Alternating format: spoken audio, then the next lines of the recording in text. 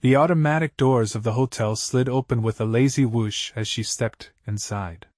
Heels clicking too fast for someone who claimed to be just grabbing a drink with Jenna. Her lipstick was too red. Her perfume too heavy. Her laugh floating up from the front desk as she checked in. Too easy. You know when something is off? When your gut clenches like it knows before your brain is willing to catch up. That feeling had been strangling me for weeks. Tonight it finally grabbed me by the throat. I watched from the corner of the parking lot. Inside my car, headlights off, engine humming low. I was not supposed to be here. She did not know I knew. But there was something about the way she said, "Do not wait up," that felt rehearsed. Like she was hoping I would. She did not even use her real name. I caught it. Marla Jennings. As the bored-looking kid at the desk handed her a key card and barely glanced up. She smiled like a woman on a date. She was not nervous. She was not ashamed. That was what got me the confidence. Then he showed up. Black Audi, probably least the kind of car you get when you're trying to impress but do not quite have it figured out yet. He stepped out like he thought the world was watching. Tight black shirt, cologne cloud following behind him like he sprayed in the car with the windows up. He walked straight up to her like they'd done this a dozen times. Just that full body press like they've been apart for hours, not days. My hands gripped the steering wheel hard enough to make the leather groan. I told myself if I saw anything like this, I'd stay calm. I'd wait, be smart. But that promise shattered as soon as I saw her look at him like she used to look at me. I was out of the car before I realized it. I did not storm in. That would have been too loud. I waited a minute, gave them time to get comfortable. Let them think they were safe. That's what she wanted, right? No, see, not say Quincy s a little fantasy weekend in a rundown hotel with a guy who probably called himself an entrepreneur, but could not spell it. I walked into the lobby like I belonged there. Noted at the same kid behind the desk, who did not even glance up this time. I took the stairs quietly, 2 floors up, room 204. I stood outside the door for 10, maybe 15 seconds, listening, laughter, muffled voices, the sound of shoes hitting the carpet. Then I knocked one sharp knock. No answer. Then a second, I heard her voice closer now. Did you order something? The handle turned, the door opened. And there she was, wrapped in a hotel robe, hair damp, eyes wide, but not with surprise. Not right away. There was a beat, a slow blink. And then her face changed all at once. Her mouth opened, but no sound came out.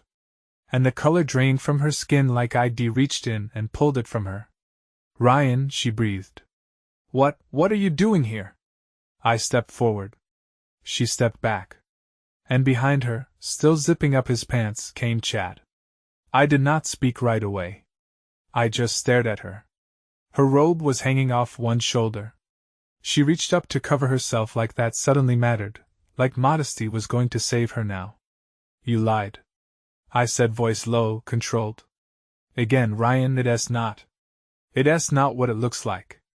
You standing in a hotel room with another man. You lied about Jenna. You lied about everything. Now the panic kicked in. She reached out. Listen, you do not understand. This just happened. Cut the act. Her hand dropped. And then she laughed. Dry, sharp. You know what? Fine. She snapped, suddenly bold again. Yeah, I'm here. And yeah, I've been here before. And maybe if you were not so busy playing the perfect little husband, I would not have had to come looking for something real. That was the moment, the switch. No more pretending. No more apologies. Just the real Megan, the one who looked at me like I was a job she quit months ago. Behind her, Chad was standing awkwardly near the bed, watching this unfold like he wanted to disappear into the carpet. I turned to him. You knew she was married? He swallowed. She said it was complicated. Of course she did. I looked back at her. At the woman I thought I knew, the woman who used to steal my hoodies and fall asleep on my chest. Now she just stood there like I was the one who'd ruined something. I stepped back into the hallway. This whatever this is, you own it now, I said, looking at both of them. Good luck. I closed the door. And for the first time in weeks, the silence felt like peace. The door clicked shut behind me like a period on the sentence I never wanted to write. I stood in the hallway for a second, just breathing, not crying, not shaking, just breathing like I had to manually remind my body what it was supposed to do. Now I walked down the stairwell, 2 flights, metal railing cold under my hand, and hit the parking lot without looking back. The cold night air slapped me hard. But it helped. I needed this thing. I needed something real, not that twisted theater upstairs, not the hotel robes slipping off her shoulder, not the smug silence of the guy who did not even have the decency to look ashamed. Back in my car, I sat with the engine off and stared through the windshield. I did not leave. Not yet. I just sat there. Hands still on the door like I might go back. Like I had something left to say. But what do you even say when your marriage breaks in half in a red roof-in? You replay it all. Every red flag you missed. Every late-night meeting. Every time she picked a fight over nothing and made you feel like the problem. I thought back to last Tuesday when she forgot her phone at work and made me drive it to her. She was not even at the office when I got there. Said she ran out for coffee. She came back with windblown hair and that glazed overlooking her eyes. She always blamed on being tired. I knew I just did not want to know. And that's on me. I finally turned the ignition. Hands still tight on the wheel. I did not go home. Could not yet. That house felt like a crime scene now. Her wine glasses on the counter. Her shampoo in the shower. Her stupid decorative pillows she bought without asking me. I drove past the turn for our neighborhood and just kept going. The road stretching out in front of me like an escape route. Around midnight, I ended up at Josh's place. My best friend since high school. He opened the door in gym shorts and a confused look. You good? He asked, taking one look at my face. No, I said, I'm not even close. We sat on his back porch for 2 hours. He handed me a beer. I did not drink. I told him everything from the hotel key card I found in her purse to the confrontation upstairs. He did not interrupt. Did not try to fix it. Just listen like a real friend does when your whole life is suddenly on fire. And when I finished, he just said, "Damn, man, she really played you." That was it. The most honest sentence I'd heard in weeks, because she did. She played me like I was stupid. Like I would not notice her phone habits. Her new lingerie that magically appeared after work trips. The way she flinched when I walked into a room too quietly. And worst of all, she did not even apologize. Not really. She turned it around on me. Said I was not paying attention. Said I was not a real man. Like somehow I deserved to be lied to because I did not check enough boxes on her fantasy list. Josh asked if I was going to confront her again. I told him no. Because the thing about someone like Megan, they do not learn. They deflect. They spin. They lie and cry and twist your words until you start doubting your own memories. But not anymore. Tomorrow I was going to the bank. Then the lawyer, then the locksmith. I was not playing husband to a woman who checked into hotel rooms under fake names and blamed me for catching her. I was done. And for the first time in a long time, that actually felt like a beginning. By morning, the clarity was gone and the rage had cooled into something worse, numbness. That hollow stomach sinking weight of knowing your life is split clean down the middle. But you still have to show up to it. Like walking into a burning building with a briefcase. I went home around 6 a.m. The sky was just turning that weird pale blue and everything felt too quiet. Our dog Leo met me at the door with his usual tail wagging excitement. Like nothing had happened. He did not know his world had cracked open overnight. I gave him a scratch behind the ears. Whispered good boy and stepped into what used to be our kitchen. She was not home. Of course not. There was an empty wine glass in the sink. The same one she probably poured herself before sneaking off to Chad's hotel room like it was a business meeting. The same glass I'd washed 1,000 times thinking she needed help. Not surveillance. Her purse was gone. Her charger still plugged into the wall. She probably left in a hurry after I walked out. Or maybe she stayed the night with him. Maybe they even laughed about it. Maybe they did not sleep at all. I do not know. I do not want to know. But she did not text. Did not call. Not a single message. It was like she decided I had wronged her. Like walking in on her betrayal was some violation of her privacy. I sat at the kitchen island, staring at the grain in the wood like it could explain anything. Then I got up, opened the junk drawer, pulled out the manila envelope I'd been stuffing receipts into for months. Gas, phone records, credit card charges she thought I did not notice, hotel bills, Uber rides to places she never mentioned. It was all there. I did not want to be the guy who collects evidence. I did not want to be any of this. But she made me. By 9 a.m. I was sitting in the office of a divorce lawyer. Her name was Allison Treadwell. And she did not blink when I told her what happened. Like this was Tuesday for her. She listened, took notes and gave me a calm, almost surgical rundown of what I needed to do next. Bank accounts, joint credit cards, house deed, passwords. Oh, she added casually. And make sure you check any cloud backups. People like your wife always forget that iCloud does not lie. That hit me. iCloud. I had not even checked her synced photos or messages. I was not sure I could stomach it. But something in me wanted to know just how far the route went. If I was going to burn the bridge, I needed to see what was on the other side. When I got home, I opened my laptop and logged into her iCloud with the password. She still had not changed. And there it was. Photos. Not just of Chad, though there were plenty of those. His apartment. Their drinks. Her reflection in his mirror wearing something new and black and not for me. But there were others. More than one guy. Different rooms. Different nights. One even dated back to February. Our anniversary month. When she told me she had a strategy retreat in Chicago. I was here, setting up candles and cooking dinner like a damn idiot while she posed in a hotel mirror with someone whose hand was around her waist. Face just out of frame. It was not a mistake. It was not a lapse in judgment. It was a habit. A second life. And the part that broke me. There was one video. Only 5 seconds. Where she giggled, looked into the camera, and whispered, "He still thinks I'm at the office." That was not just cheating. That was contempt. That was her mocking the man who paid her car insurance, and fixed the sink and took care of Leo when she worked late. I closed the laptop and just sat there for a long time. Arms wrapped tight across my chest like I could hold myself together. But something cracked anyway. And this time, I did not try to stop it. I do not remember when I started crying.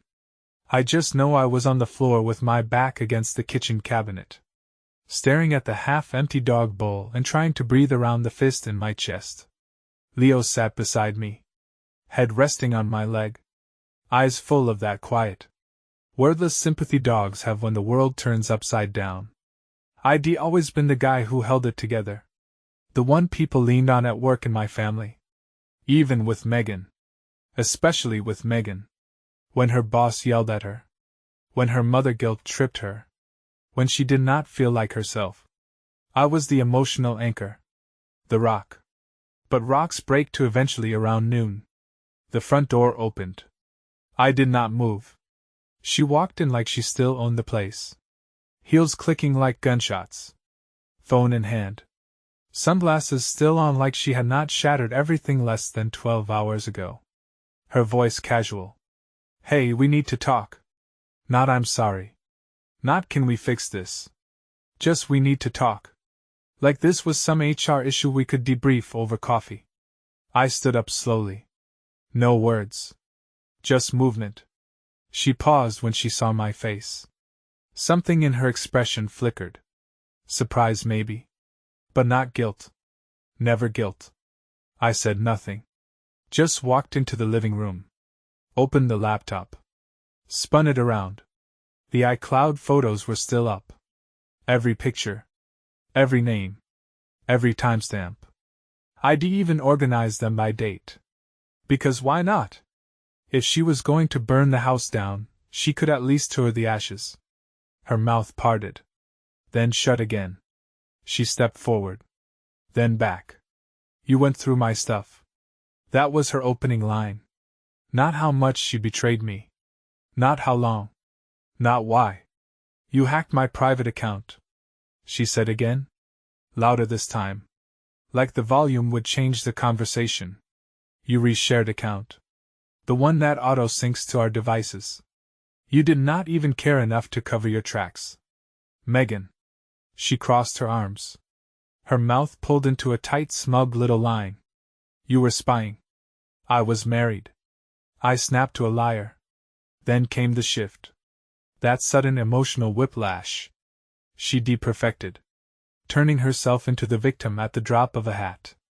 You were cold, she said. Eyes wet now. Not from real pain. More like muscle memory. You stopped caring months ago. You were always tired. Always working. I felt alone. You felt alone. I repeated, laughing once. Bitter and low. You were not alone. You were busy. Busy with Chad. And Blake. And whoever the hell was in that February hotel room. She blinked. Hard. You think I'm the villain here? She hissed, voice shaking now. You think you were some perfect husband? I never said I was perfect. I said quietly. But I was loyal. I was present. I did not spend our anniversary in another man's bed. Silence. And then the final nail. I want a divorce. She scoffed. Scoffed. Like it was a joke. Like I was being dramatic. You serious? She said, voice cracking into disbelief. Dead serious. She laughed short and ugly. Wow. So that's it? After everything? You just gonna throw it all away? I stepped forward eye to eye. You already did. She did not follow me as I walked upstairs. Did not shout or beg or even slam the door. Just stood there. Blinking in a room she never thought she'd lose. That night she did not sleep in the house. And for once, I did not care where she went. She texted the next morning like nothing had happened. I'll come by later to grab a few things. Please do not make this harder than it needs to be. Harder than it needs to be. The woman who spent months sneaking off to hotels under fake names with men she did not even introduce. Who had the audacity to flip the blame and stand in our kitchen acting like I was the one who burned the vows. We worried now about difficulty. I did not respond. Instead, I packed a duffel bag with some of her things. Not everything. Just the essentials. The stuff I could not stand to look at anymore. Her favorite sweater. Hey, I make opaque. The stupid lavender-scented candles she lit every night like it was some sacred ritual. I put them all in the hallway and locked the bedroom door behind me. She did not deserve to step foot in there again. When she showed up, she did not even knock. Just walked in like she still had the right. Leo barked once from the living room. Tail stiff. Ears high. Even he could feel it. The change in the air. The tension that had turned the home into a battlefield. I stayed upstairs just listening. She moved quickly, almost nervously. Her heels echoed differently this time. Not sharp, not bold. Hollow. Like she knew she did not belong anymore. After a few minutes, she called up. I'm done. You can have the rest. No, I'm not going to explain as Jen, just that cold. Flat. Dismissive. As she turned to leave. I stepped out onto the stairs just to see her face one last time, not because I wanted closure. I do not think that even exists with people like her. I just needed the image burned into me, something to remember the next time I missed the idea of her instead of the reality. She froze when she saw me. She was wearing that same trench coat she wore the night I followed her to the hotel. Lipstick smeared just enough to make you wonder if she'd already been somewhere else. You not going to say anything? She asked, hands still on the doorknob. I shrugged. What would I even say? That I loved you? That I trusted you? That you made me feel like a stranger in my own marriage? You already know all that. She blinked. And then there it was, that mask slipping again. I made mistakes. She muttered. Mistakes do not happen in hotel rooms with different men over 4 months. I snapped. Mistakes do not giggle into a phone camera and brag about lying to their husband. Her mouth tightened. She had no script for that. You've got what you wanted. I added, now get out. She hesitated just for a breath. Like maybe some part of her expected me to stop her to beg. I did not. She left. Did not say goodbye. Did not turn around. The door shut behind her. And that was it. For the next few days, I existed in a weird kind of stillness. Like my life had been running 100 miles an hour toward a wall. And now I was floating in the silence after the crash. I did not eat much, slept on the couch, cancelled meetings, stared at the ceiling too long. But then something shifted. I was folding laundry. Hers mostly deciding what to donate, what to toss.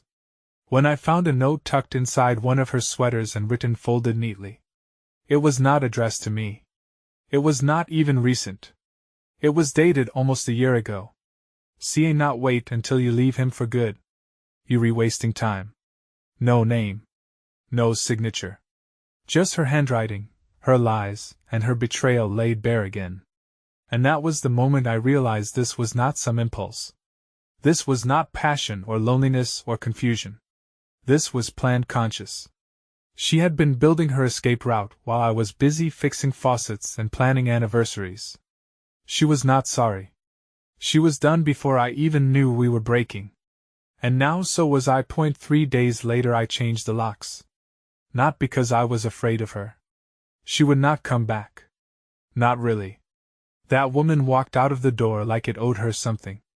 But I needed it. The symbolism, the final click of metal in place that told me she does not live here anymore. Not in this house, not in your head. I took the day off work to clear out the last pieces of her drawer by drawer, shelf by shelf. You do not realize how much of someone lives in the cracks of your space until you start digging them out. Bobby pins wedged behind the bathroom mirror. Half-used lotions with names like Vanilla Whisper and Peach Seduction, receipts for dresses I never saw her wear. I found a pair of earrings under the bed. Ones I never bought her, probably did not come from me at all. I tossed them in a box marked Megan Trash. I went to the closet next. Her side was still full, dresses, coats, heels lined up like soldiers. I did not touch them that day.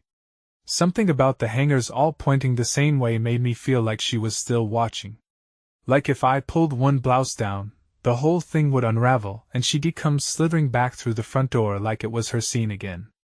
That night, Josh came over with a bottle of bourbon and 2 cigars. We sat in the backyard.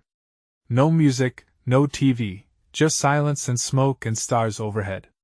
I talked to her, he said quietly after a while. I did not move. She called me yesterday. I turned to him slowly. What did she want? She asked if I thought you'd ever come around. Said you were being dramatic, that you were punishing her. I barked out a bitter laugh. She really said punishing? He nodded. Swear to God, said you were being childish, that you blew it out of proportion. She thinks this is a phase. Of course she did. Megan lived in a world where she was always right. Even when she was dead wrong. She believed loyalty was optional and apologies were tools. Not truths. Josh looked at me carefully. I told her not to call me again. I told her she screwed up the best thing she ever had. And that you redoing the only thing that makes sense. That hit hard.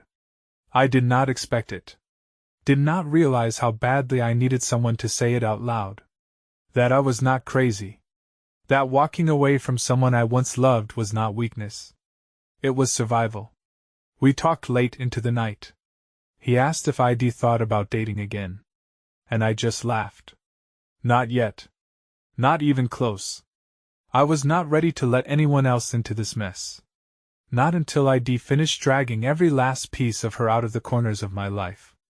But I did do one thing. I took down the wedding photo from above the fireplace. That fake perfect shot of us on the beach in Mexico. Her head on my shoulder. Both of us smiling like we knew what we were doing. I stared at it for a while. Then I smashed it. Glass everywhere. Leo barked. Startled. I scratched his ear and whispered, "It's okay." But the frame went in the trash. The photo. I burned it. And I watched the flames curl the edges of her smile until it was just ash. The next day, my phone buzzed nonstop. Unknown numbers. Blocked calls. And then finally her name lit up the screen again. Megan. I stared at it for a full minute. It rang. Rang again. Then stopped. No boy, female. A few minutes later, a text. "We need to talk. Please." No punctuation. Just that same cold tone she always used when she wanted something and did not know how to ask for it like a human being. I did not answer. 5 minutes later, another one. "I do not think we should be rushing into lawyers. You read being emotional. Can we at least have a conversation like adults?" There it was again, like adults. As if I was the one who kicked our marriage in the teeth. As if calmly sitting across from the woman who humiliated me in a cheap motel was somehow supposed to be a rational move. Just damage control. I muted her and went back to work. But that was not the end. That night, around 8:30, there was a knock at the door. Leo went crazy. I checked the Ring camera before opening it. Of course, it was her standing there with her arms crossed, her makeup perfect, hair curled. Like she was on her way to a brunch, not begging her way back into a home she'd abandoned. I opened the door just enough to speak. She smiled. "Can I come in?" "No." The smile faltered. "Ryan, come on. I think we should talk." "There's nothing to talk about." She looked past me into the house. I scanning like she expected to see another woman there already. "So that's it. You're just throwing it all away." "You've been throwing it away for months," I said, voice cold. "I'm just taking out the trash." Her eyes narrowed. And then it happened again, the switch, the moment the fake sweetness dropped. Replaced by that cold, sharp woman, I started seeing more and more toward the end. The one who did not ask questions, just issued statements like commands. "You're being pathetic." She hissed, "You think you're punishing me? You're punishing yourself. You'll never find anyone who puts up with you like I did." I actually laughed. "You're right. I hope I never do." She stepped closer, but I did not budge. "You're not blameless in this, Ryan. You shut down. You stopped trying." "I had needs." "There it is," I said, nodding slowly. "I had needs. The cheater's anthem. I'm being honest." She snapped. "No, Megan, you're being you, twisting, spinning, lying, right to the edge of the truth, but never once stepping into it. You think honesty is saying just enough to make yourself feel justified." She flinched at that. I almost felt bad. Almost. "I loved you," I said quietly, "and you spit on it." Silence. Then softer, she tried again. "Ryan, if we just go to therapy," I closed the door right in her face, did not slam it. Just shut it slowly, decisively. Like I was ending a chapter. She stood there a few seconds longer. I watched through the peephole. Then she turned and walked away. And this time, she did not look back. I slept better that night than I had in weeks. Not because I felt healed. Not because the grief was gone. But because something about shutting that door physically and emotionally gave me permission to stop waiting, waiting for her to change, waiting for her to come clean, waiting for someone who'd already left long before her body followed. By the weekend, I had a rhythm again. Gym in the morning, dog walks in the afternoon, laundry, work, life. It was quieter now, but the peace felt earned. And then came the twist. Sunday morning, I was in the garage sorting through some of her old boxes. Stuff I should have tossed weeks ago. Candles, cards, a stack of books she swore she'd read someday. That's when I found it. Wedged between a winter coat and a shoebox. A second phone. Small. Older model. No case. Dead battery. At first, I did not even think it was hers. I assumed it was one of my old backups. But something about the glittery pop socket on the back made me flip it over twice. It was hers. And I never knew it existed. I charged it. Sat at the kitchen table while the loading bar crawled across the screen like it was holding a secret too big to reveal all at once. I was not even sure what I was hoping to find. Closure, proof, or maybe just another nail in the coffin. What I found was worse. This was not a fun phone. Not the kind people use for flings and dirty photos. It was a planning phone. Messages, notes, screenshots, even a folder of PDF files. There were months of text between her and a contact saved as C. Not Chad. Clara. Her best friend. Her married best friend. The same one who came over for wine nights. Who always gave me side eyes like I was not enough. Who once asked Megan in front of me if she'd ever get tired of playing house. Turns out Clara knew everything. Worse, she encouraged it. One message. Dated 2 weeks before our anniversary. Clara. He would not leave you unless you push. Sleep with someone he'll find out about. Ended on your terms. Another. Clara. Stop acting guilty. He does not get to be the victim when he stopped being exciting years ago. And Megan, she did not argue. She did not disagree. Megan, you rewrite? I'm done pretending. I'll make him leave me. That S when I realized something that twisted my stomach into a knot so tight. I had to stand up just to breathe. She wanted me to end it. She orchestrated the whole collapse so she could walk away clean. No guilt. No bad guy label. Let me carry the blame. Let me file the papers. Let me be the one who gave up all those fights. The cold shoulder, the passive digs. It was not stress. It was sabotage. Calculated. Deliberate. Rooted in contempt. Whispered in the ear of someone who was supposed to be her friend. I should have felt rage. I should have thrown the phone across the room or smashed it or burned it like everything else she touched. But I did not. Because the emotion that came over me was not anger anymore. It was pity for her. For the woman who needed an audience to ruin her own life. For the one who thought betrayal made her powerful. For the one who could not leave a marriage without poisoning it first. She did not just cheat. She conspired. And now I had every word in writing. I printed the messages. All of them. Every whispered scheme between Megan and Clara. Every manipulative line. Every time they laughed about how clueless I was. It was not just a betrayal anymore. It was a campaign. A deliberate ongoing hit job on our marriage. On my trust. On me. It was one thing to be cheated on. It was another to realize you were targeted. I did not tell her I found the phone. Not right away. I needed to be sure how I wanted this to end. So I waited. 2 days later. I got an email from Megan. Not a text. Not a call. A formal, neatly worded message like she was writing a company memo. Subject. Request to discuss mediation options. Ryan. I think it would be wise for us to consider mediation instead of escalating with attorneys. We both know this does not have to get ugly. I hope you'll be reasonable and meet me halfway. Let us not make this harder than it needs to be. Megan. Let us not make this harder than it needs to be. There it was again. The language of someone trying to stay in control of a story they started writing months ago. She still thought she held the pen. I replied. Megan. You rewrite? Let us talk. Come by tomorrow at 7. Bring Clara. Ryan. She did not reply. Not until an hour before the meeting time. What does Clara have to do with this? I did not answer. 7 p.m. sharp. She showed up. Alone. I opened the door. No words. Just let her walk in. Eyes narrowed like she was trying to sniff out a trap. Where's Clara? She asked. I walked into the dining room.